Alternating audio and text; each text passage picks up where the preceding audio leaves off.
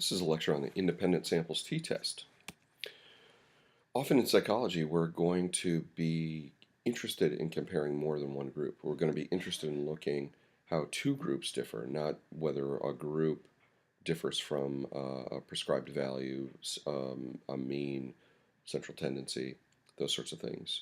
We're often in psychology interested in comparing treatment conditions, one drug versus placebo, or one drug versus another drug, or one teaching method versus another teaching method, or one method of therapy versus another method of therapy. You know, the basic sort of experimental design where we have one group of people receive one condition and another group of people receive a different condition, and then we compare scores on something after they receive this particular treatment. So in psychology, we might be interested in comparing drugs to treat depression. In sort of school psychology, we might be interested in evaluating different teaching methods for reading. So let's say that we are interested in major depression and we want to compare two drug therapies. How might we do this? Well, we collect people that have major depression, and then half of them we give Prozac and half of them we give Zoloft, and after a month we measure depression. How do we measure depression? Well, in psychology, in school psychology, clinical psychology, social psychology, in sociology, and counseling, there are countless numbers of inventories and surveys and tests that we can evaluate, that we can measure someone's problems or someone's issues, like intelligence tests, like one famous one that I've worked with is called the Addiction Severity Index, how severe is a person's addiction. The Beck Depression Inventory was developed by Aaron Beck and his colleagues to measure depression.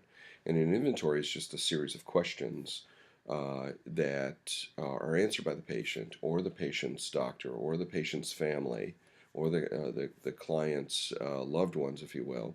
And each answer contributes to an overall score toward this measure. And then when you're done, you have a measure of depression. So let's say we undertake this experiment. We give two groups of people these two drugs for a month, and then after the month we give the Beck Depression Inventory, and these are the scores. Generally, what we want to know is, are these scores different than these scores? Well, of course they are, but the greater question is, do these scores come from a different distribution of scores than these do? What is it that we know about these distributions? Well, we know that this is from a distribution. We know that this is a sample, and that this sample mean will come from a mean or a distribution of sample means that we can describe as does this. So we want to know that in general are the Prozac scores different than the Zoloft, because if we're clinical psychologists, if these scores are lower in general than these scores, we might want to prescribe Prozac over Zoloft. If these scores are lower generally than these scores, then we might want to prescribe Zoloft. So this is a hypothesis test situation. Our first step is to state and check assumptions. Are the distribution of scores in the BDI normally distributed? Frankly, I don't know.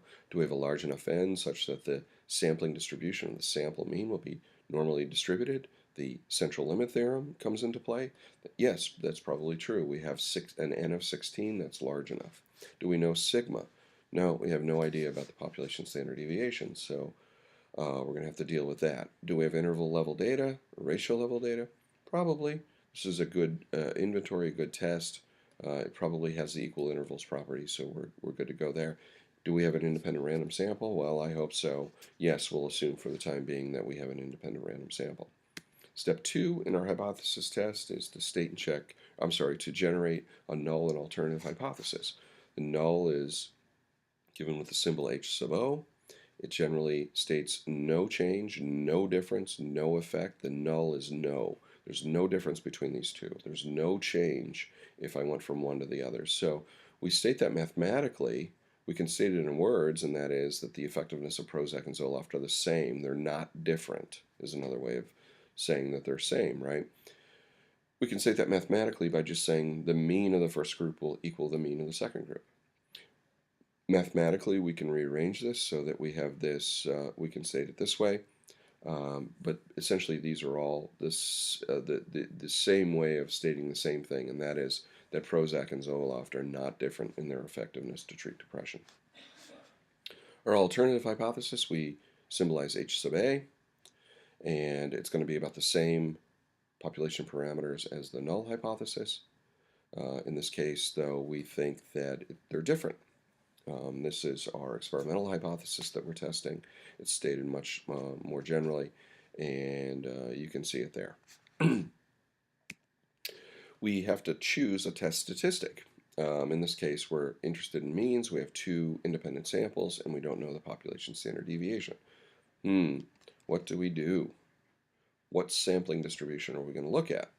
Do we know anything about the sampling distribution, or do we know anything about mu sub 1 minus mu sub 2? Do we know anything about that value? Well, we know neither of those.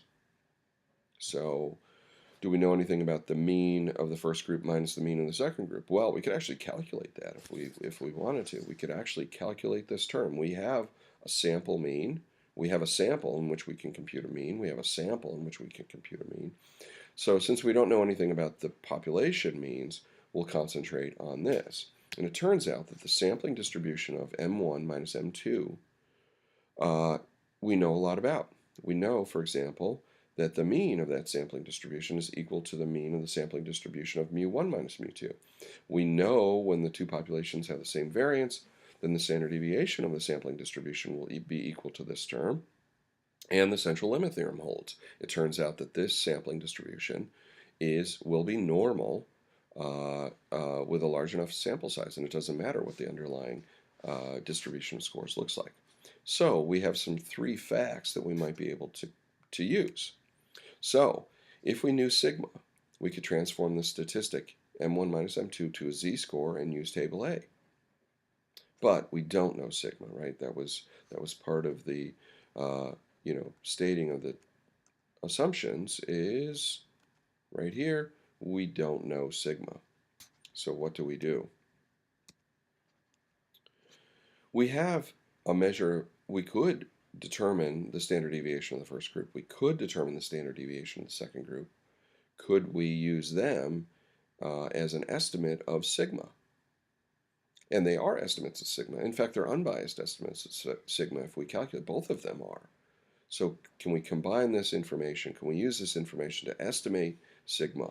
And the answer is yes, but not with a z distribution. It turns out that we can use our old friend the t distribution.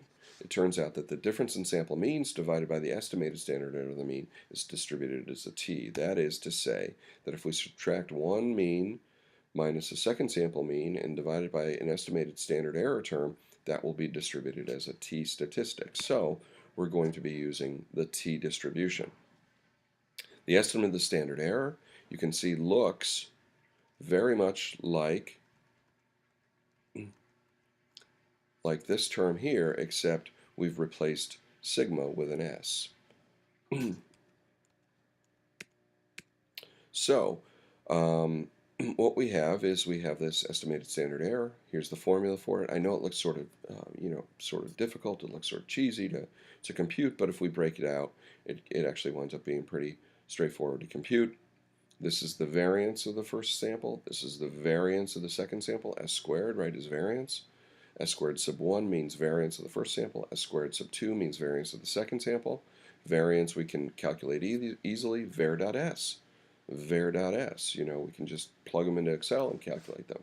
This is the number of observations in the first group, the number of observations in the second group.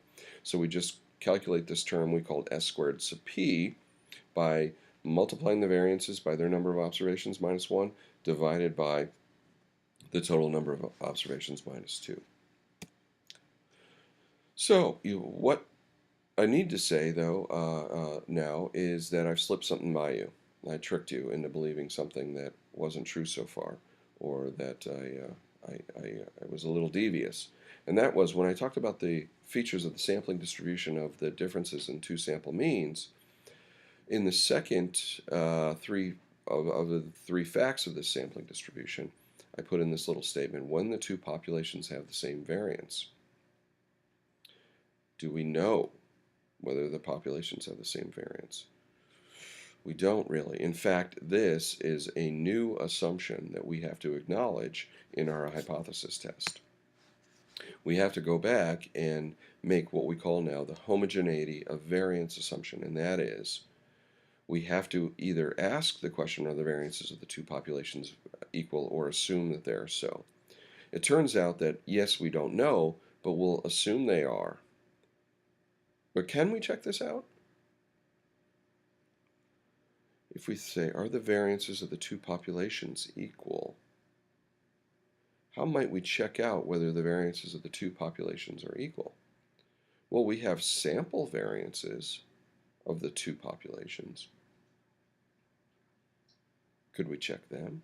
Yes, indeed. That's what we're going to do, is we're going to use S1 and S2, or S squared sub 1 and S squared sub 2, and compare them. And if they're roughly the same, we'll say that we have evidence that a homogeneity of variance is true.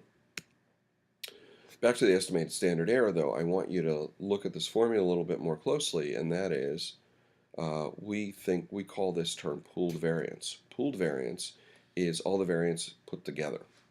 The variances of the two samples pooled.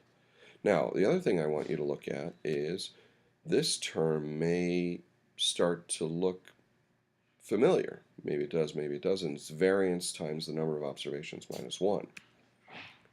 Right? That's what it is. That's sum of squares. All right? That is to say that the term that we calculate, sum of squares, sometimes div squa in Excel, is really variance times the number of observations minus 1. So if we see that this is sum of squares, we can replace this term with sum of squares. It also turns out that degrees of freedom in a two-sample test, since we lose 1 degree of freedom in each calculation of the mean, if we look at that, we see that the degrees of freedom in a two-sample t-test is just n1 plus n2 minus 2. We lose 1 degree of freedom in the calculation of each mean. If we combine these two, add them together, that's what we get. If we go back to this estimated standard error, we find that, hey, the denominator is actually just the degrees of freedom in our test. So pooled variance winds up, if we calculate these intermediate quantities, pooled variance winds up being very easy to calculate. So back to the hypothesis test. We're good psychologists. We set our significance level, alpha at 0.05. We have a non-directional hypothesis with 14 degrees of freedom. If p is less than alpha, we reject and accept the alternative. If it's greater, we do not and don't accept the alternative. So that's our basic step 4.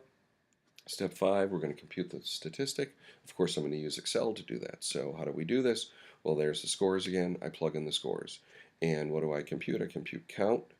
I count the number of scores. I also sum all the scores. I sum their squared values. I calculate average. I can calculate sum of squares either using this. I use these intermediate terms here. Or I could use div squa. But in this case, I've done the long-handed way. I can calculate vars, the variance of these two scores just by using var.s. Then I'm going to calculate degrees of freedom, the pooled variance, the standard error of the mean, or the estimated standard error, then my t, and then my p-value. And you can see the outcome of this particular set of scores. I can check my variances.